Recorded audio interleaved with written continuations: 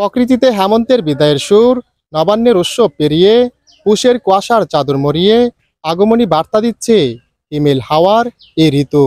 শহর কিংবা গ্রাম সর্বত্রই ভোরের শিশির বিন্দু জানান দেয়া যায় ধরণীতে শীত এসে গিয়েছে।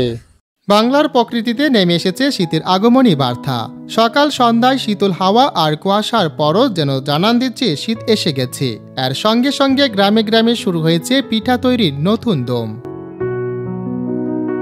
ব্রাহ্মণবাড়িয়া কসবা উপজেলার বিভিন্ন গ্রামে ঘরে ঘরে এখন পিঠা তৈরির পুলির আয়োজন। নতুন ধানের চাল দিয়ে বানানো হচ্ছে বিভিন্ন রকমের পিঠা।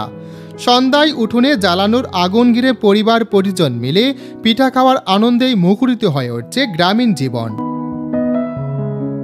কসবার সিমরাল গ্রামে গৃহিণী পারবিন বেগম বলেন, শীত মানেই নতুন ধান, আর পিঠা ছাড়া শীত যেন অপূর্ণ। প্রতিদিন বাচ্চারা পিঠা খেতে চায়। স্থানীয় কৃষক আব্দুল কাদের জানান, দিনভর মাঠে কাজের ক্লান্তি শেষে রাতের গরমে গরমে বাপা পিঠা খেলে শরীর ও মন দুটোই ভালো লাগে।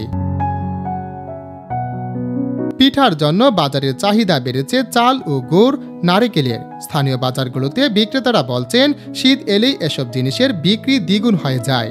পিঠার দোকানে ক্রেতাদের ভিড়ও বাড়ছে।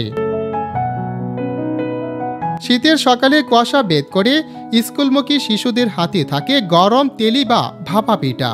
সন্ধ্যায় গ্রামে গ্রামে চলে অতিথি আপ্যায়ন। স্থানীয়রা বলছেন, পিঠা না খালে শীত ও আনন্দ সম্পূর্ণ হয় না। প্রকৃতিতে শীতের আগমনী বার্তা স্পষ্ট, আর সেই সঙ্গে গ্রামীণ জীবনে পিঠা খাওয়ার উৎসব যেন শীতকে করেছে আরও আপন, আনন্দ ঘন। Hanif Chowdhury, evening news.